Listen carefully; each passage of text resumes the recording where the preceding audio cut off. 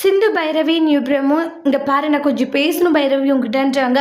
சொல்லு என்ன விஷயம் சிந்து அப்படின்றாங்க. இங்கே பார் நீ எதுக்காக ஆறுமுகத்துக்கிட்ட அப்படி நடந்துக்கிற, ஆறுமுகத்தை மனசார ஏற்றுக்கலாம் இல்லையான்றாங்க. இங்கே பார் அவங்க கூட எல்லாம் ஒரு மனுஷி வாழ சொல்லுன்றாங்க. யாருமே சந்தோஷமாக வாழ முடியாது அப்படியெல்லாம்ன்றாங்க. இங்கே பார் நம்மளுக்குன்னு அமைஞ்சிருச்சு அந்த வாழ்க்கை, பிடிச்சிருக்கோ பிடிக்கலையோ அந்த வாழ்க்கையை ஏற்றுக்கிறது தான் நல்லதுன்றாங்க. இங்கே பார் அந்த வாழ்க்கையில ஏற்றுட்டு சந்தோஷமாக வாழ முடியாது அப்படின்ட்டுலாம் சொல்கிறாங்க. சிந்து உனக்கும் பிடிக்காத வாழ்க்கை அமைஞ்சிருச்சு, எனக்கும் பிடிக்காத வாழ்க்கை அமைஞ்சிடுச்சு, சந்தோஷமா இருக்க முடியுமான்னு கேட்டா ரெண்டு பேராலையும் சந்தோஷமா இருக்க முடியாதுன்றாங்க. சரி கிடைச்சிருக்கிற வாழ்க்கையை நம்மளுக்கு சாதகமா யூஸ் பண்ணி சந்தோஷமா வாழணும் பைரவின்றாங்க. ஆனா வாழ மாட்டேன் அப்படின்னு சொல்லிட்டு இருக்க, இதெல்லாம் கொஞ்சம் கூட சரியில்லைன்றாங்க. நீ என்ன வேணும்னாலே சொல்லு சிந்து, கண்டிப்பா அந்த ஆறுமுகத்து கூட என்னால சேர்ந்து வாழ முடியாது, யாராச்சும் அவங்க கூட வாழுவாங்களாச்சா, அவனை நினைக்கும் போதெல்லாம் எனக்கு கோபம் மட்டும்தான் வருதுன்றாங்க.